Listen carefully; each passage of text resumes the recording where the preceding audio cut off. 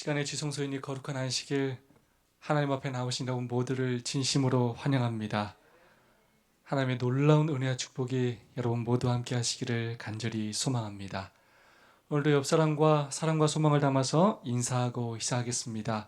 하늘까지 함께 갑시다 라고 서로 인사해 주시면 감사하겠습니다. 하늘까지 함께 갑시다. 오랜만에 또 우리 김나연 성도님 함께 예배하게 돼서 정말로 반갑고 환영합니다. 문제로 시작해 보도록 하겠습니다. 좀 난이도가 높은 문제입니다.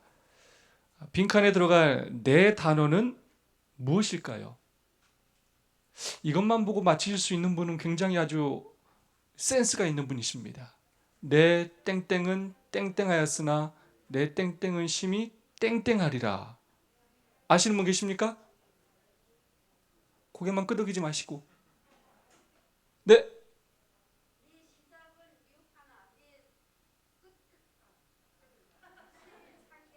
네, 감사합니다, 집사님. 맞히셨습니다. 힌트를 드리려고 했는데 벌써 맞히셨어요. 자, 시작으로 시작합니다. 내 시작은 미약하였으나 내 나중은 심히 창대하리라. 원래 이게 진짜 문제는 아닙니다. 이 정도는 우리 성도들이 맞힐 거라 예상을 했고요. 자, 그렇다면 진짜 문제입니다. 여러분, 이 말은 누가 한 말일까요? 여러분, 이 말씀을 누가 했는지 한 번도 관심을 가져보신 적이 있습니까? 없습니까? 없으시죠? 어느 책에 나옵니까? 욥기라는 책에 나옵니다. 과연 이 말씀은 누가 한 말씀일까요? 네, 이거는 정말로 끝날 때까지 맞히기가 어려울 것 같습니다. 욥의 친구 빌닷이 한 말입니다. 이 말씀은 음식점이나 사업장에 많이 걸려있는 성경 구절입니다.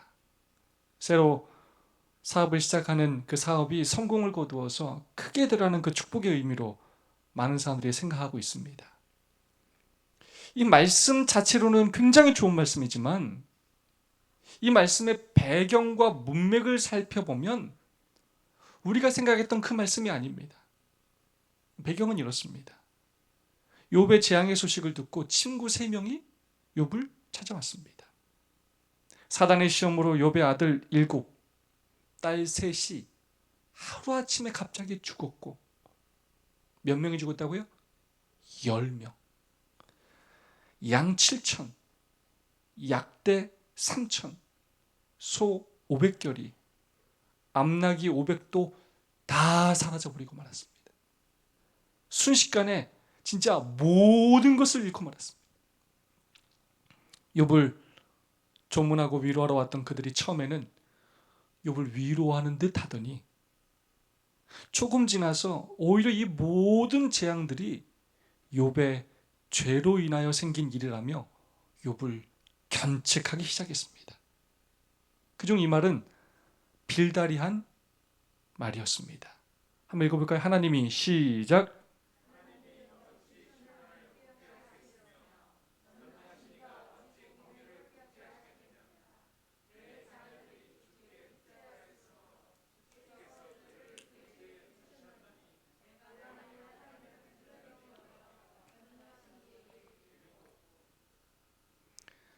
또 청결하고 정직하면 정녕 너를 돌아보시고 내 의로운 집으로 형통하게 하실 것이다. 내 시작은 미약하였으나 내 나중은 심히 창대하리라.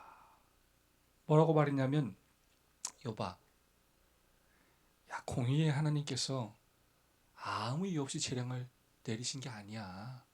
네 자식들이 뭐 했기 때문이야?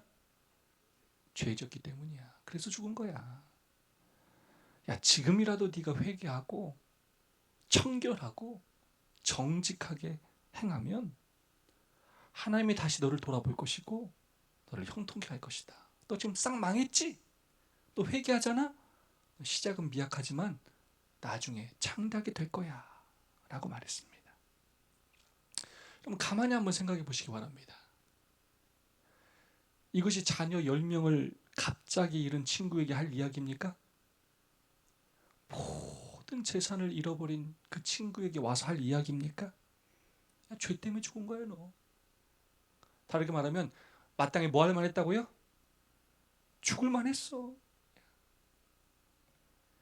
야, 하나님은 공의로우신 분이야. 회개해. 그러면 다시 너 축복해 주실 거야. 여러분, 빌닷 이 사람 제정신입니까? 상식적입니까? 위로는 못할 망정 이런 말을 할 수 있습니까? 여러분, 요즘도 이런 그리스도인 많이 있습니까? 없습니까? 있어요. 그런데 이 빌닷은 하나님 공의를 내세우면서 아주 당당하게 이야기하고 있습니다. 빌닷은 지금으로 말하면 교인이었습니다. 그것도 아주 열심히 신앙생활하는 사람이었습니다. 그런데 그의 신앙에는 큰 문제가 있었어요. 하나님의 공의만 강조했지, 늘 옳은 것만 강조했지, 삶에 대한, 사람에 대한 사랑과 은혜와 자비가 없었어요. 사람들이 공감할 수 있는 능력도, 불쌍히 여길 수 있는 능력도 그의 마음에는 없었어요. 그는 늘 다른 사람을 함부로 보이는 대로 평가하는 죄를 범했습니다. 다른 사람들을 잘 알지도 못하면서 다 아는 것처럼 평가했습니다. 하나님은 욥을 뭐라고 평가하셨냐면 순전하고 정직하여 하나님을 경외하며 악에서 떠난 자라고 말씀하셨습니다. 근데 빌닷은 욥에게 내린 그 안 좋은 일 하나를 보고 내가 정직하지 않았기 때문이다 라고 말하면서 이 재앙이 그것 때문이다 라고 말하고 있는 것입니다.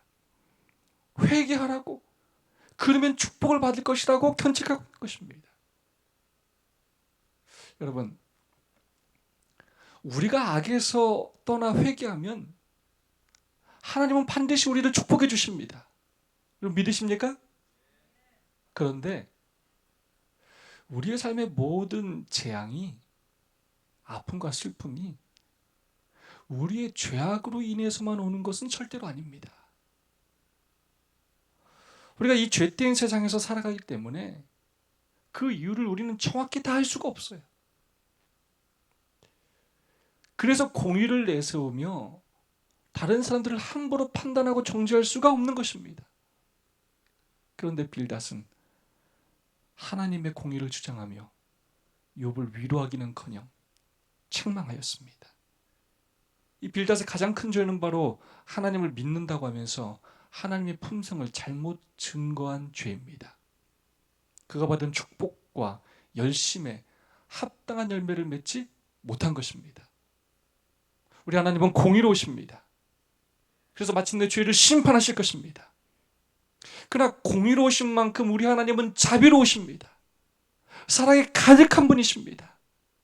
그래서 예수님께서 십자가에 달려 돌아가신 것입니다. 빌닷은 하나님의 그 모습을 반쪽만 알고 있었던 것입니다. 아주 잘못된 신앙이었습니다.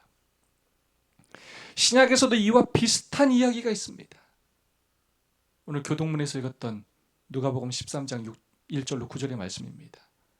지난주에 우리가 실물교훈을 통해서 묵상했던 말씀이기도 합니다.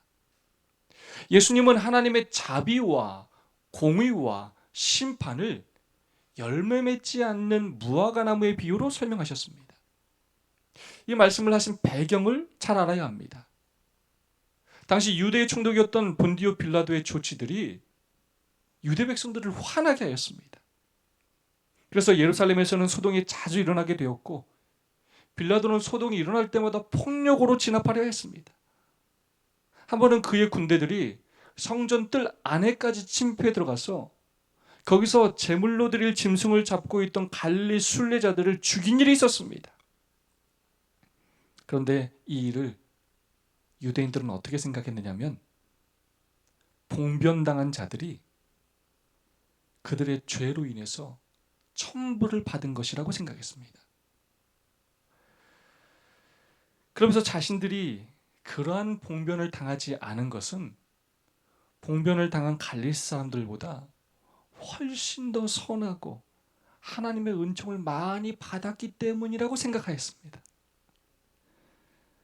하나님을 믿는다고 하는 사람들이, 신앙을 한다고 하는 사람들이 그렇게 생각하였습니다.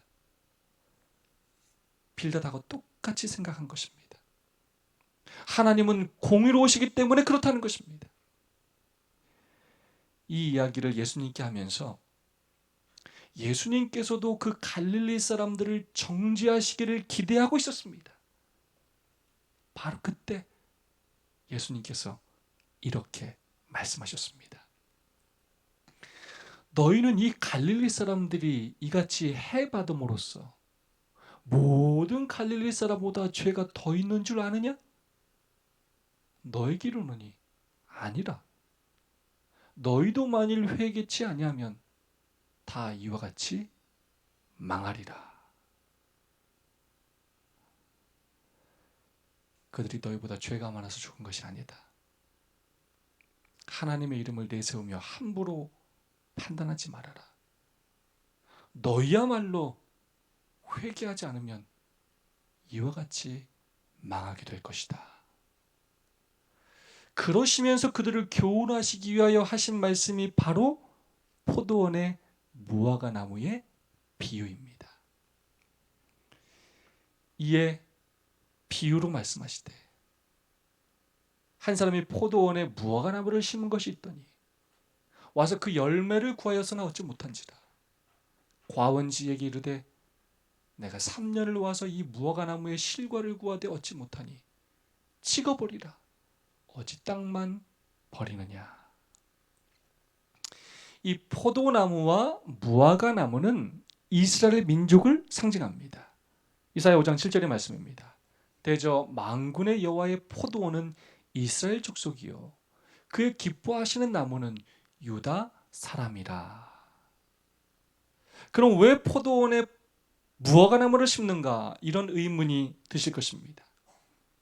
이스라엘에게 있어서 이 포도와 무화과 나무는 굉장히 중요한 농작물이었습니다.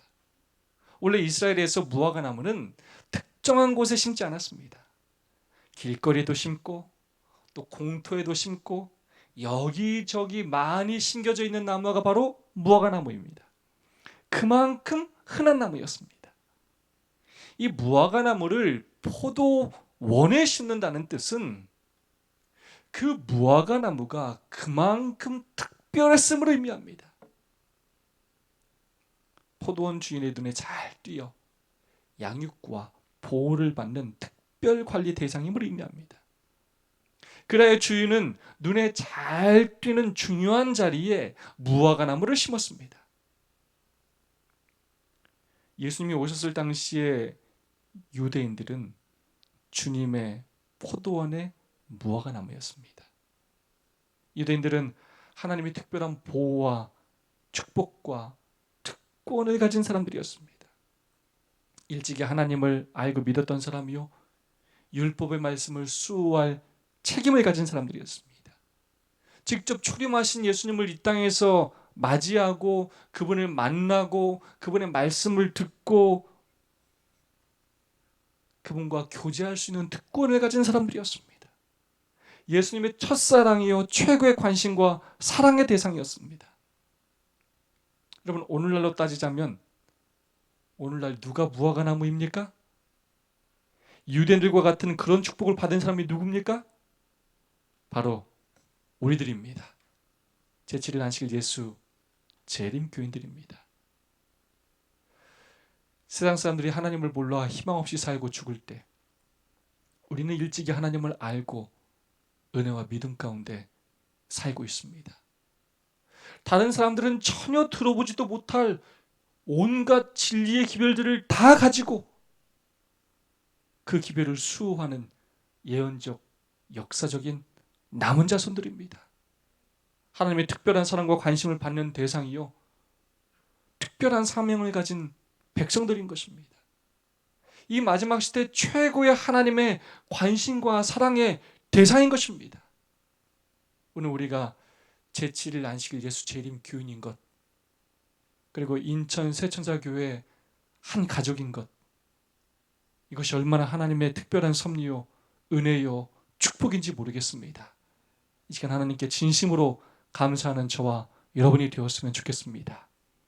오늘 우리가 하나님의 무화과 나무인 것입니다. 그래서 포도원 주인은 그 무화과 나무에서 열매를 얻기를 원했습니다. 그래서 주인은 무화과 나무에게 다가가 이렇게 열매를 찾아보았습니다. 그런데 이게 웬일입니까? 아무런 열매가 없었습니다. 그렇게도 많은 축복과 사랑을 주었건만, 그렇게도 열심히 영양분을 주고 가꾸고 키웠는데도 아무런 열매가 맺지 않은 것이었습니다. 3년을 와서 그 무화과 나무에 실과를 구하되 얻지 못하니, 여기서 이 3년은 예수님의 공생의 기간을 의미합니다. 예수님께서 이 땅에 오셔서 유대인들을 위하여 사랑과 정성으로 공생의 봉사를 하셨지만 그들은 예수님을 거절하였습니다. 그렇게 감동적인 말씀을 듣고 예수님의 이적을 보고 예수님의 그 눈빛과 표정과 행동을 하나하나 직접 보았음에도 불구하고 율법의 잣대만 들이대며 남을 비난하고 정죄하면서 하나님의 품성을 잘못 드러냈습니다. 율법의 정신을 왜곡했습니다. 자신이 심판받을 것은 생각하지 않고 늘 다른 사람들을 심판하기에 바빴습니다. 선민사상에 빠져서 이방인들은 구원이 없고 자신들만 구원받는다는 착각 속에 살았습니다. 그들의 신앙에는 사랑과 긍휼이 없었고 받은 축복에 합당한 열매가 없었습니다. 세상 사람들에게 하나님의 품성을 올바로 소개하지 못했습니다. 그래서 오히려 하나님의 그 포도원을 황폐케 하는 사람들이었습니다. 그들은 열매 맺을 다른 나무가 차지할 자리만 대신 차지하고 있었던 것입니다. 그래서 자신도 구원받지 못하고 다른 사람도 구원받지 못하게 하고 있었습니다. 그래서 그 무화과 나무는 쓸모없는 물건이 되었을 뿐만 아니라 그 포도원에서 방해물이 되고 말았습니다. 그들의 존재는 오히려 저주가 되고 말았습니다. 그들이 지금까지 받은 축복과 관심과 은혜에 비해서 그들의 삶의 열매는 너무나 초라했습니다.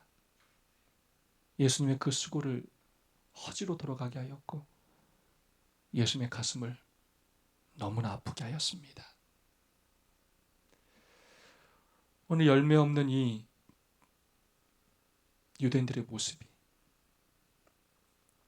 남을 정죄하기만 하는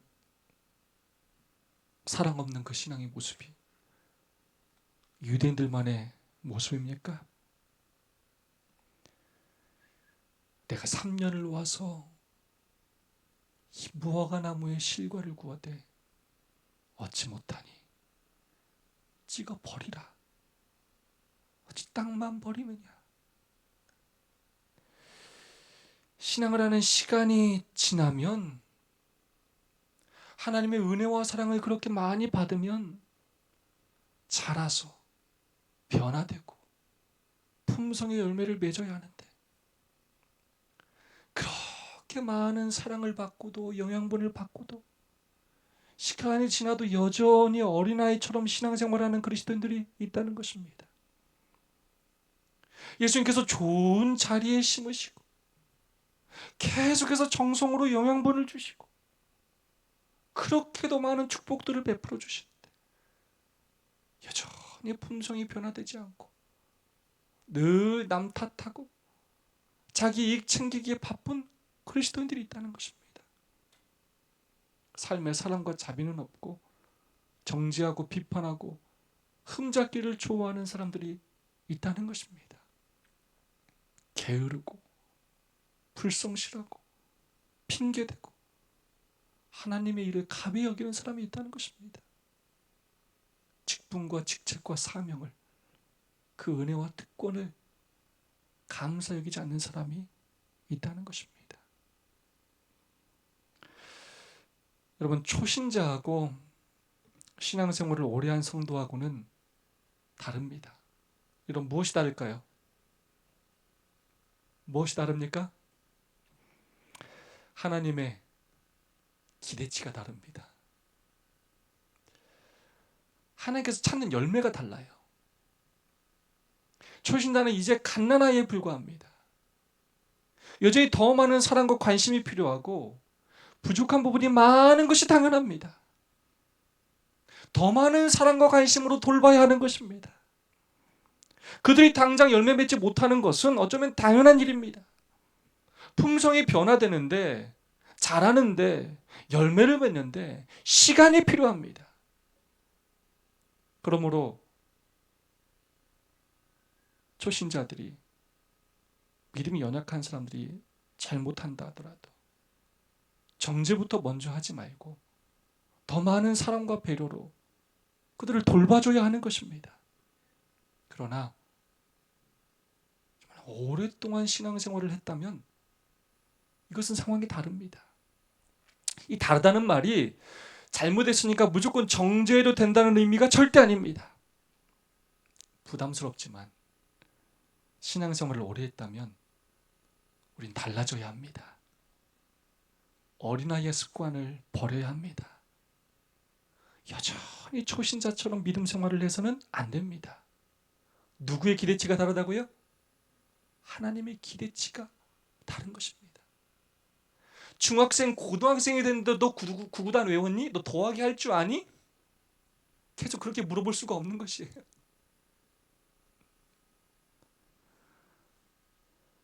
받은 빚과 은혜와 축복에 합당한 열매를 맺어야 하는 것입니다. 어떻게 갓 입대한 병사와 장교가 같겠습니까? 그들이 할 역할과 사명이 다른 것입니다. 초신자와 똑같이 생각하고 행동해서는 안 되는 것입니다. 헌신하는 헌신도가 달라야 하는 것입니다. 신앙 연수에, 그리고 직분과 직책에 합당한 변화와 헌신, 삶의 열매가 있어야 하는 것입니다. 신앙을 오래 하면 오래 할수록 나에게는 더욱더 철저해져야 하고 다른 사람에게는 더욱더 관대해져야 하는 것입니다. 어찌 땅만 버리느냐. 정말 가슴을 철렁하게 하는 말씀입니다. 정말 두려운 말씀입니다. 내가 받은 그 많은 축복들을 생각할 때, 지금까지 내가 차지한 그 축복의 자리를 생각할 때, 그렇게 많은 시간이 지났음에도 불구하고 자라지 못하고 열매 맺지 못해서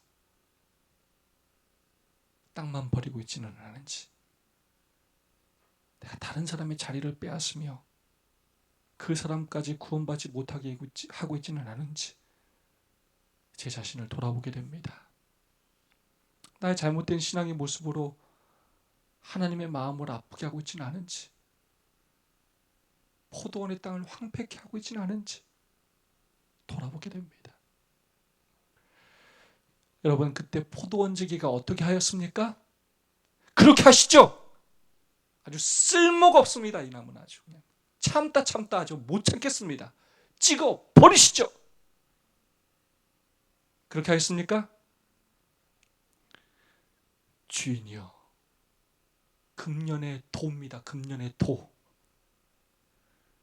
금년의 도 그대로 두소서. 내가 두릅하고 거름을 줄이니 이후에 만일 열매가 열면 좋거니와 그렇지 않으면 찍어버리소서 하였다 하시니라. 아닙니다. 그렇게 말하지 않았습니다. 오히려 주인에게 호소하였습니다. 금년에도 제발 그대로 둬 주십시오. 제가 더 열심히 땅을 파고 더 열심히 거름을 주어서 열매가 맺히도록 제가 노력하겠습니다. 한 번만 더 기회를 주십시오 하고 호소하였습니다. 여기서 포도원 주인은 하나님을 상징하고 포도원지기는 예수님을 상징합니다.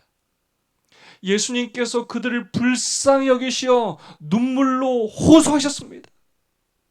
제발 금년에는 그대로 두십시오. 그리고 하나님은 예수님과 똑같은 사랑으로 그 심판을 연장하셨습니다. 공의로만 보자면 실용성으로만 보자면, 그들이 한 일로만 보자면, 그들의 열매로만 보자면 그 나무는 당장 찍어 없애야 하였습니다. 정말 쓸모없는 나무였습니다. 재앙을 내려도 합당한 나무들이었습니다. 예수님을 거절하고 핍박하고 십자가에 못을 박을 사람들이었습니다. 이제는 그 사람들은 포기하고 다른 나무들에게 기회를 줘야 하는 상황이었습니다. 그러나 예수님은 그들을 비난하고 정죄하는 눈으로 바라보지 않으셨습니다. 오히려 사랑과 자비의 눈으로 바라보셨습니다. 예수님은 희망이 없어 보이는 나무였지만, 무가치한 나무였지만 포기하지 않으셨습니다. 며칠 전에 가슴 아픈 뉴스를 보았습니다. 39살이나 된 직업도 국제 변호사 아들이 69세가 된 의사 아버지를 아주 상습적으로 때렸다는 뉴스였습니다.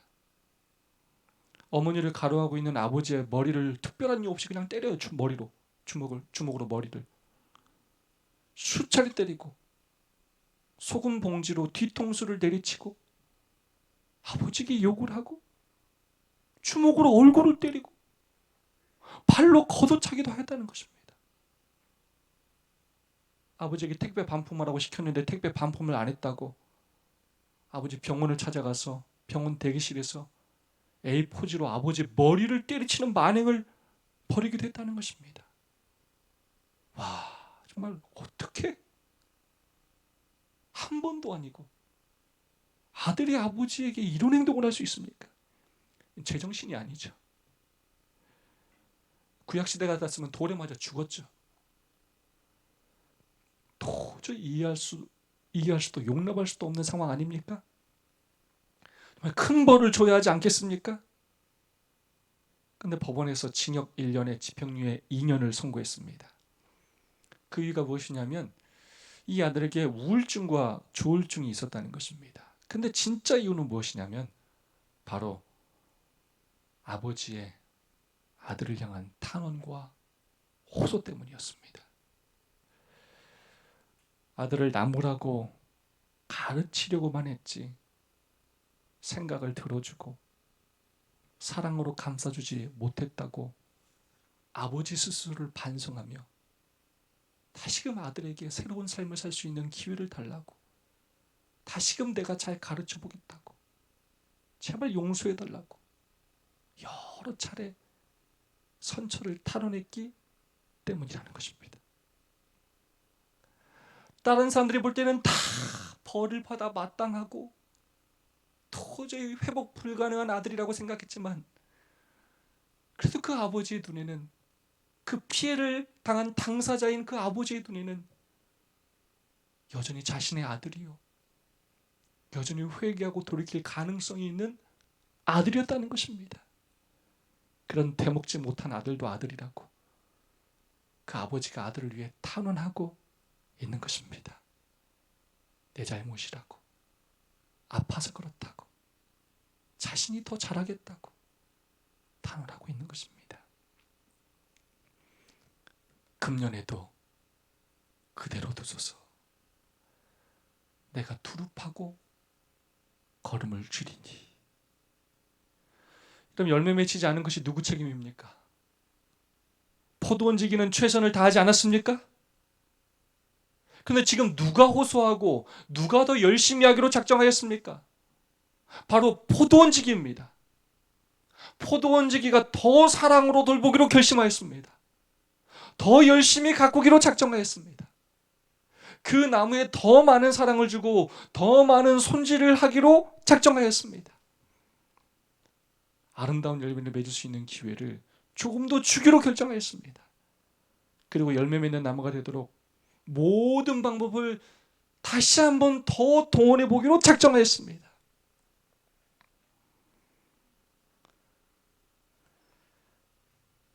우리를 열매 맺게 하시기 위해서 할 수 있는 모든 것을 하시기로 결심하셨습니다. 우리를 향한 돌보심과 수고는 줄지 않고 오히려 더 늘어나게 되었습니다. 예수님께서 우리를 그렇게 사랑하십니다. 그렇게 오랫동안 신앙생활을 했지만 여전히 변화되고 있지 않은 우리를 포기하지 않으시고 오늘도 우리를 위해 그렇게 탄원하고 계십니다. 예수님에게 있어서 무화과 나무인 우리가 그렇게 소중한 존재들인 것입니다. 만약 하나님의 공의로만 우리를 판단하셨다면 우린 이미 심판받아서 죽어야 할 사람들입니다. 우리가 얼마나 오랫동안 하나님의 선물을 받아왔습니까? 얼마나 오랫동안 복음의 기별이 우리의 마음에 감동을 주었습니까? 때로 우리가 얼마나 그렇게 결심하였습니까? 그러나 우리가 얼마나 많이 실패하였습니까? 우리가 고의로 얼마나 하나님께 알면서도 많은 죄를 지었습니까? 나의 기준으로 사람을 평가하고 정죄한 일이 한두 번이 아닐 것입니다. 하나님께 주신 직분과 직분을 하나님의 뜻대로 감당하지 못한 적이 한두 번이 아닐 것입니다.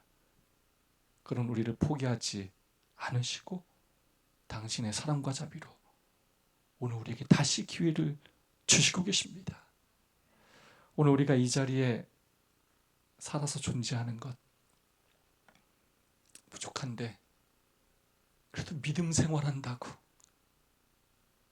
이 교회에 와서 이렇게 앉아서 예배를 드리는 것 정말 하나님의 놀라운 은혜입니다. 그 예수님의 눈물의 기도와 호소로 완악한 우리가 오늘 이 자리에 앉아 있는 것입니다. 오늘 우리가 누리고 있는 이 하루는, 오늘 우리가 받고 있는 이 축복은 예수님의 탄원으로 있는 하루요 축복인 것입니다.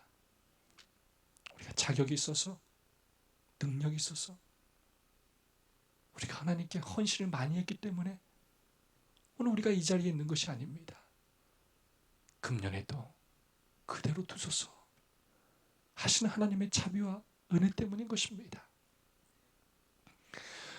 공의의 잣대로만 우리를 들이대면서 우리의 삶을 털어보면 우리의 삶에서는 수도 없이 많은 죄들이 떨어집니다.